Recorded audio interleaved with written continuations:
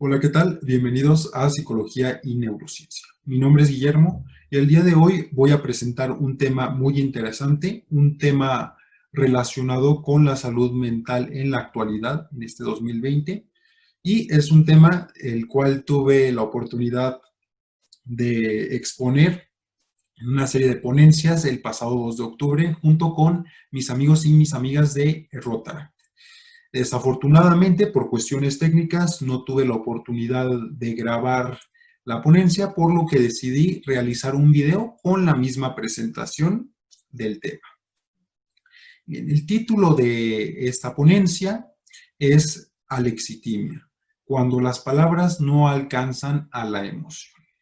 Es un tema muy frecuente en el ámbito clínico y además ha sido un tema muy recurrente en foros relacionados con ansiedad y depresión, de los cuales abundan mucho en Internet.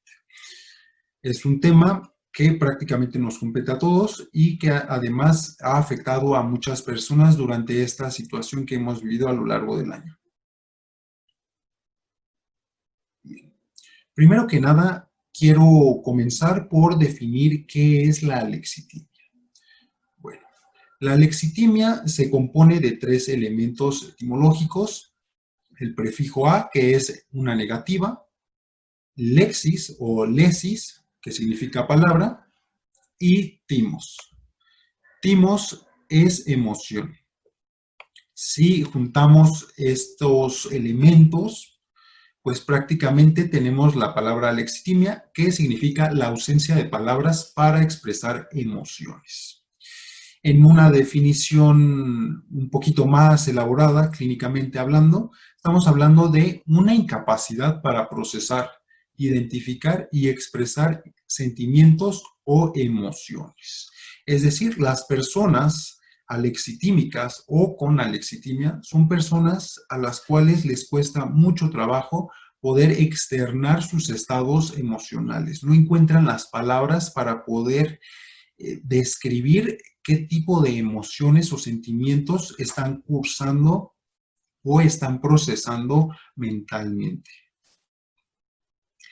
El término alexitimia es un término que surgió en 1972 y se le atribuye al médico grecoamericano Cypneos.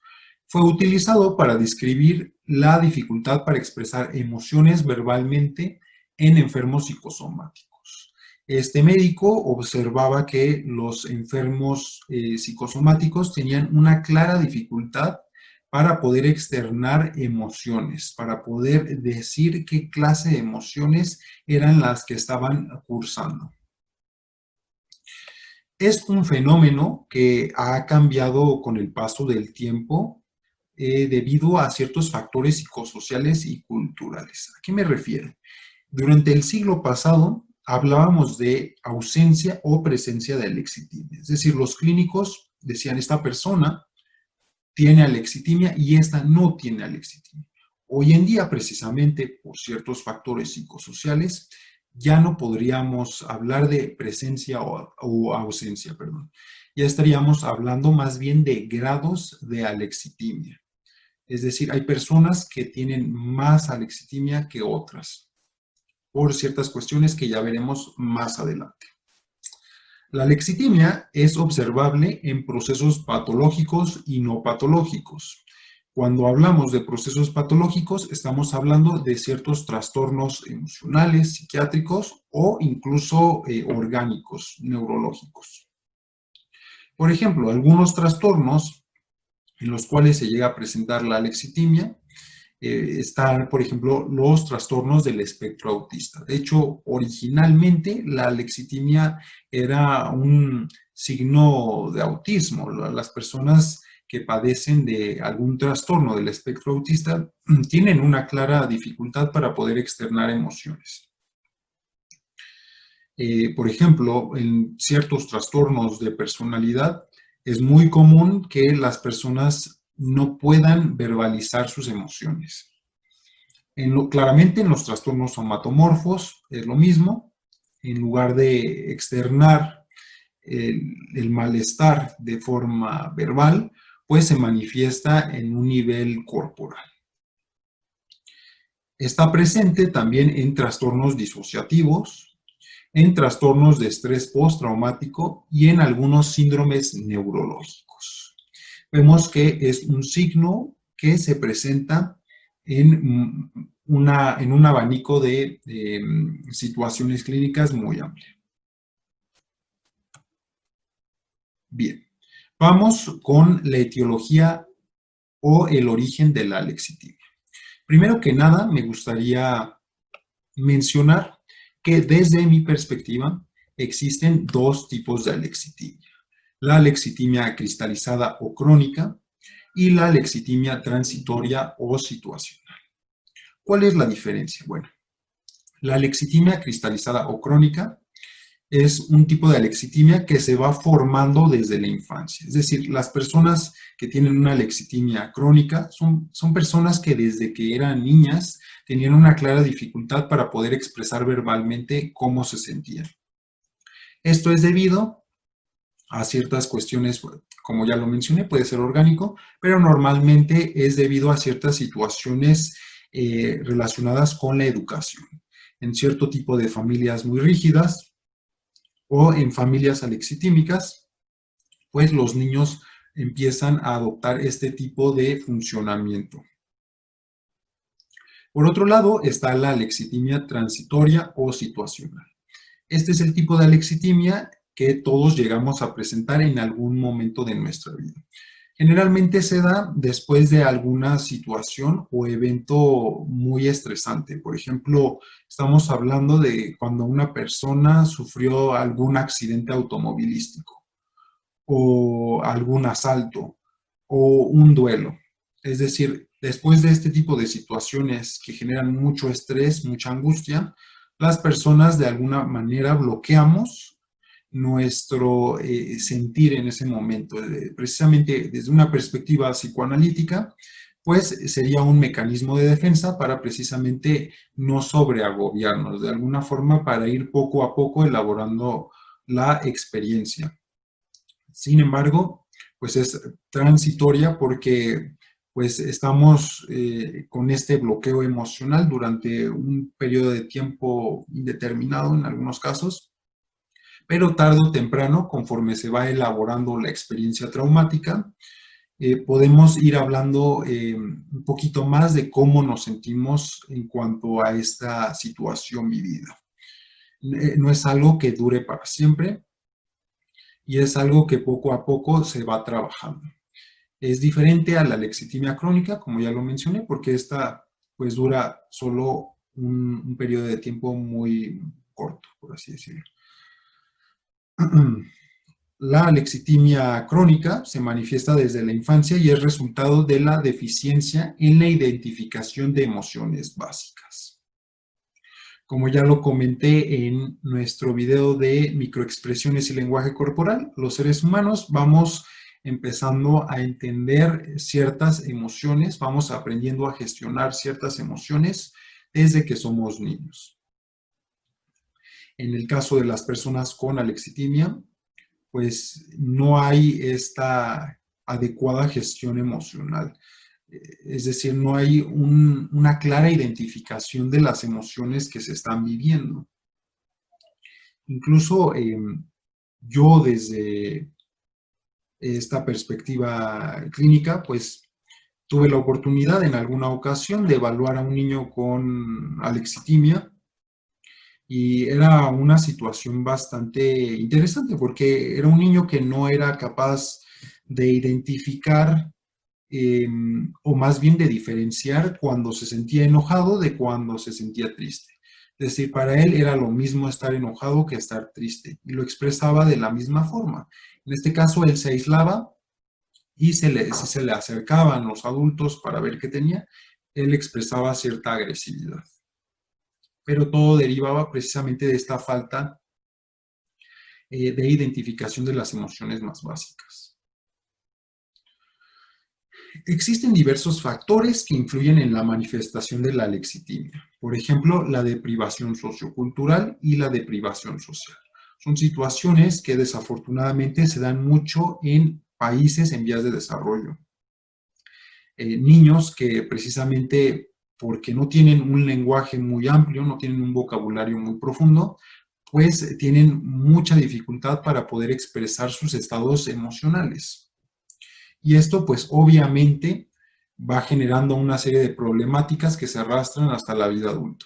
Es decir, un niño alexitímico es casi seguro que será un adulto alexitímico. Las adicciones también son un factor para desarrollar alexitimia. Ciertos psicotrópicos, cierto tipo de fármacos pueden producir este empobrecimiento de la vida mental. Ambientes familiares rígidos y con poca comunicación. Como ya lo había mencionado, en ciertas familias donde existe una rigidez cultural muy fuerte, puede generarse esta alexitimia, esta dificultad para poder hablar sobre cómo nos sentimos. Cuando no se articulan adecuadamente las emociones en la infancia y en la adolescencia, el síndrome se cronifica. Sí, precisamente lo que ya había mencionado hace unos segundos, es en la infancia y en la adolescencia que prácticamente aprendemos a identificar, a procesar y a gestionar estas emociones, estos estados emocionales. Bien, vamos a hablar un poquito sobre los síntomas o las características observables en la alexitimia. Cuando hablamos de alexitimia, estamos hablando de una clara dificultad para identificar emociones. Las personas alexitímicas tienen una importante dificultad para poder entender o visualizar incluso las emociones en otras personas. Es decir, no solo es que no puedan identificar las emociones dentro de sí, sino que también tienen una dificultad para identificar emociones en otras personas o en reconocerlas.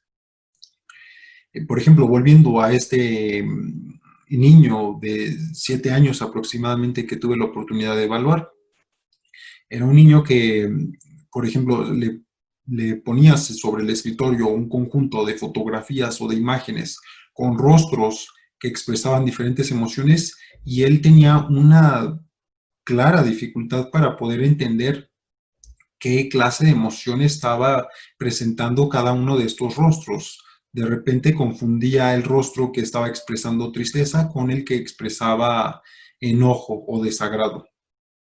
Ahí es donde ya empiezas a notar que hay una alexitimia de cierta forma pues más marcada. Hay una clara dificultad para describir emociones. Las personas alexitímicas no pueden describir adecuadamente o con éxito cómo se sienten. De tal forma que en muchas ocasiones su discurso es que siento como que los brazos me tiemblan o siento como ganas de golpear a alguien, pero no te está hablando justamente de una emoción, te está hablando desde una perspectiva precisamente como física, como muy somática.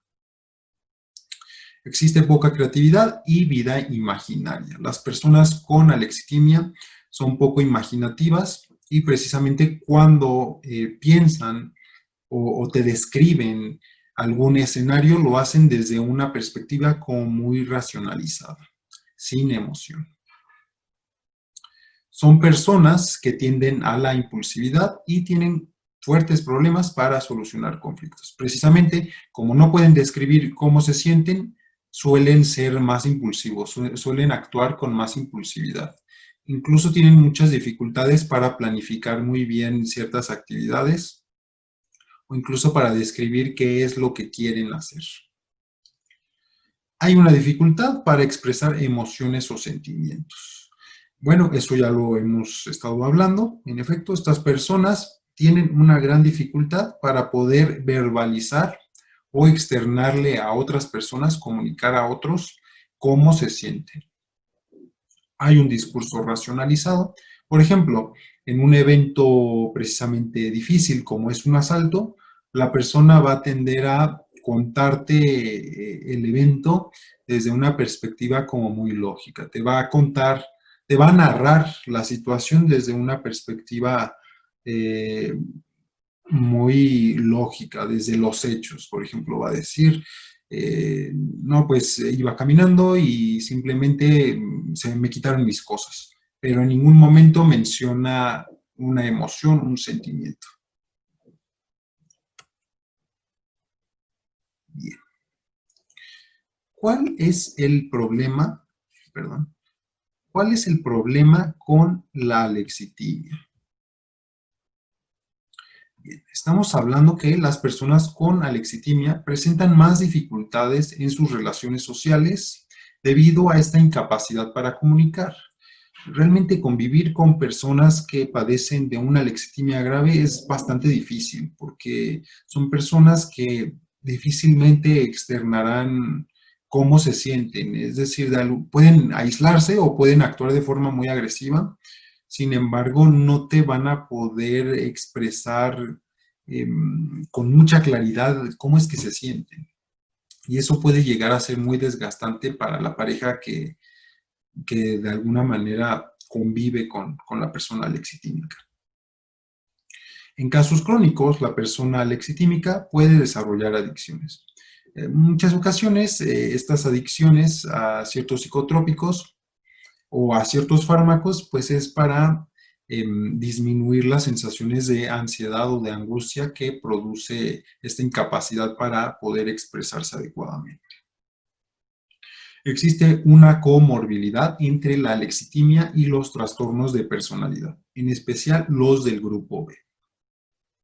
Son personas muy impulsivas que tienden mucho a precisamente inhibirse en ciertos momentos y a generar esta incapacidad para expresar adecuadamente su situación emocional o psicológica. La alexitimia puede coexistir con cuadros depresivos o ansiosos. Las personas que padecen de una alexitimia crónica, tarde o temprano desarrollan depresión o ansiedad por este agobio, esta angustia de no poder comunicarse con los demás como ellos quisieran.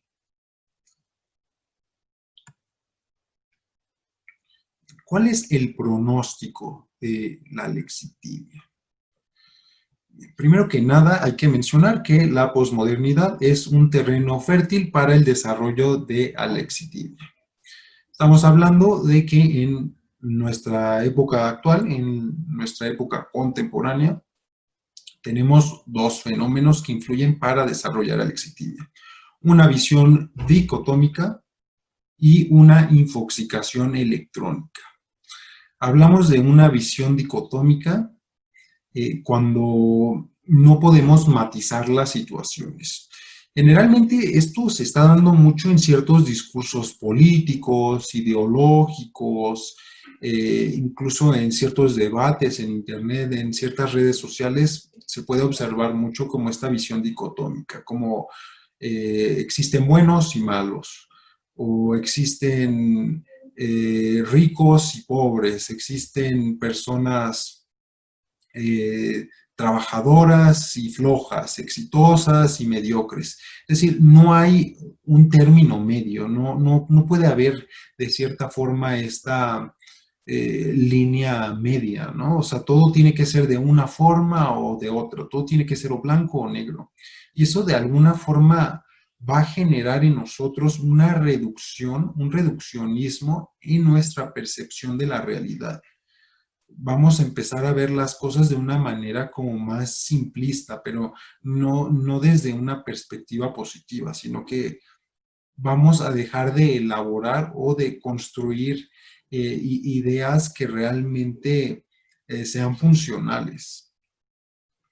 Por otro lado, tenemos la infoxicación electrónica, que es este hecho de ser bombardeados todo el día con publicidad, con noticias, con un montón de información que no necesitamos. Y eso evidentemente impide que logremos elaborar o estructurar una percepción pues más objetiva de la realidad.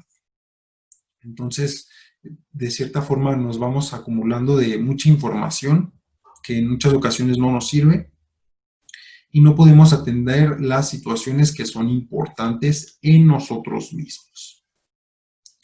Según algunas estadísticas, las dejo en la descripción, por cierto, la lexitimia afecta hasta un 10% de la población mundial.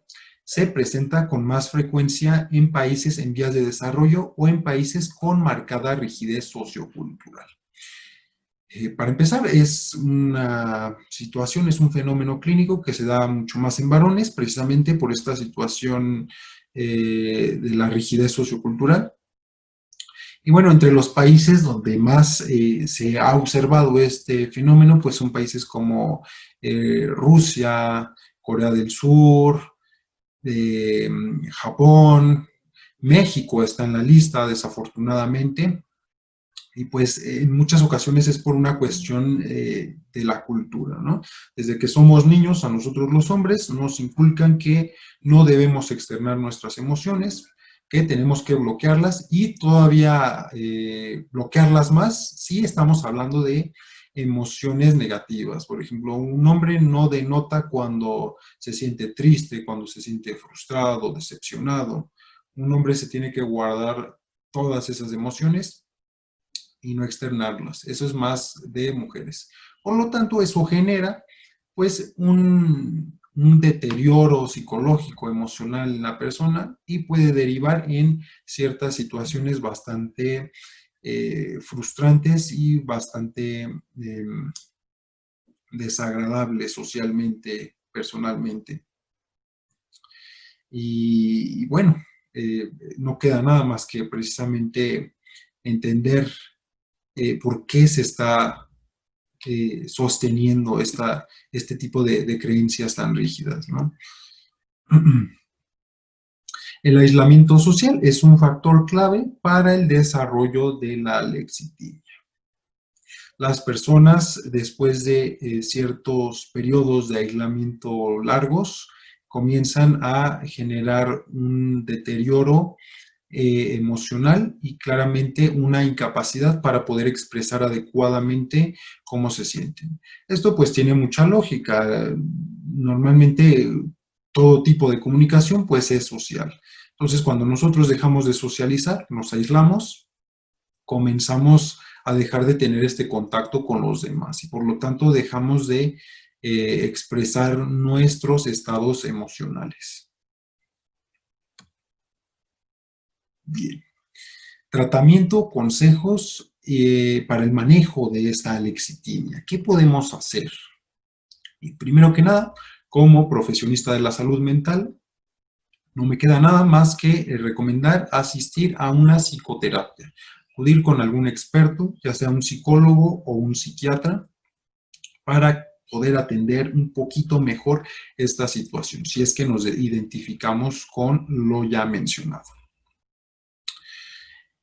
Otro consejo que es muy bueno es escribir todas las noches las sensaciones, los pensamientos y las emociones que tuve hoy.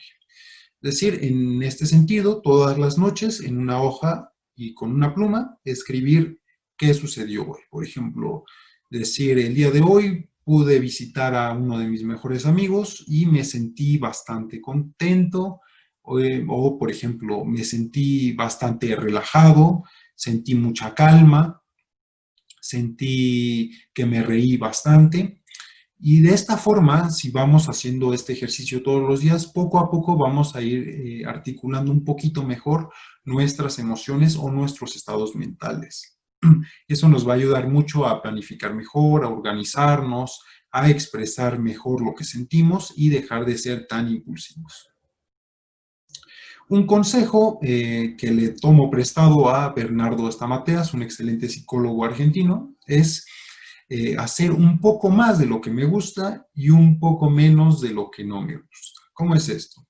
Por ejemplo, la semana pasada tuve la oportunidad de hablar con una amiga que me decía que se sentía ya bastante saturada, bastante estresada porque estaba conviviendo con su jefe un poquito más de lo normal y eso le frustraba demasiado, ¿no? Y me decía, es que ya no puedo más, mi jefe es demasiado grosero, es demasiado em, frustrante, ¿no? Me regaña demasiado, me dice todo lo que hago mal, me llega a ofender en algunas ocasiones, por lo que yo le digo, bueno, ok, ¿cuánto tiempo pasas con tu jefe? Y me dice, no, pues alrededor de 4 horas. Entonces le digo, bueno, y de esas 4 horas, ¿cuánto tiempo realmente es crucial, está relacionado al trabajo? Y me dice, bueno, pues como con él durante unos 40 minutos. Entonces le digo,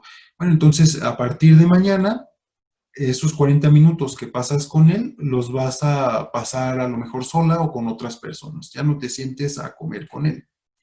De tal forma que ya no te vas a saturar tanto. Y por otro lado le pregunto, bueno, ¿qué es lo que más te gusta hacer en la cotidianidad, en tu día a día? Dice, no, pues jugar con mi gato. Entonces le digo, ¿cuánto tiempo juegas con tu gato todos los días? Y me dice, alrededor de unos 40 minutos también. Digo, bueno, en lugar de jugar con tu gato 40 minutos, vas a comenzar a jugar con él 1 hora. Entonces, le restaste a lo malo y le sumaste a lo bueno, de tal forma que ya compensas un poquito mejor el estrés del día a día. De esta forma ya no te vas a sobresaturar, ya no te vas a agobiar tanto y vas a poder disfrutar un poquito más de lo que te gusta. Otro consejo, hablar con viejas amistades, mínimo una vez a la semana. Hablar con personas que nos aportan algo positivo a nuestra vida, una vez por semana, es muy bueno. De cierta forma que vamos articulando mejor nuestro discurso y externamos cómo nos sentimos. Y a la vez vamos escuchando cómo se sienten otras personas. Nos ayudamos unos a otros de esta manera.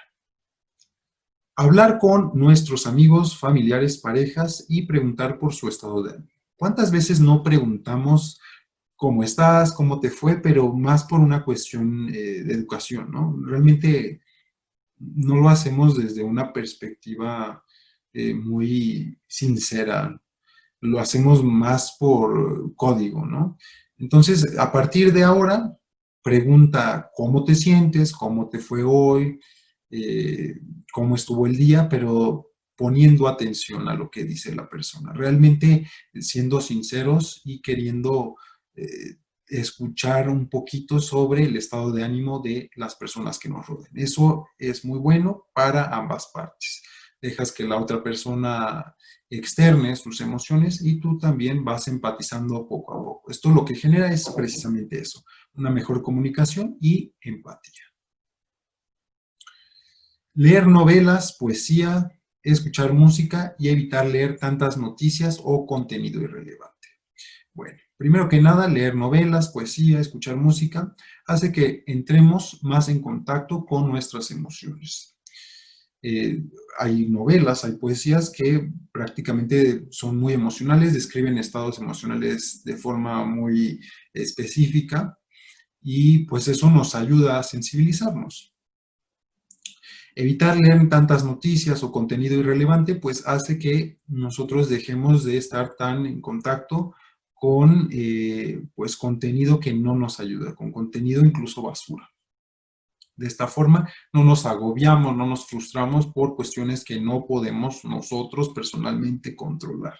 ¿Cuántas veces no escuchamos a personas que se están quejando de la situación económica del país? Y al final, pues es como, bueno, realmente tú no puedes hacer mucho por todo el país.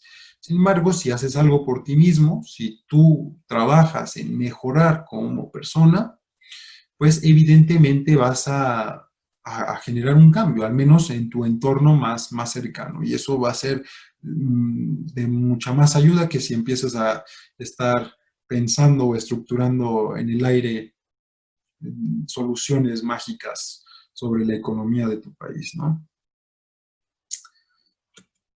Bien, y eso sería todo relacionado con esta ponencia. Aquí están algunas de las referencias. De todas maneras, los voy a dejar en la descripción, algunos artículos y algunas fuentes relacionadas con este mal muy común en la cotidianidad.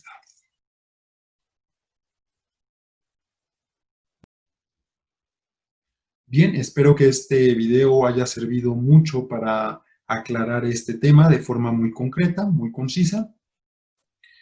Cualquier duda, déjenla en la caja de los comentarios y la contestaré. También dejo en la descripción del video mi correo, el correo del canal, para poder aclarar cualquier duda relacionada con este tema o con cualquier otro. Bien, como ya lo mencioné anteriormente, espero haya funcionado este video y voy a comenzar a subir un poquito más de contenido parecido al tema presentado el día de hoy. Les ha hablado Guillermo y esto ha sido Psicología y Neurociencia. Hasta la próxima.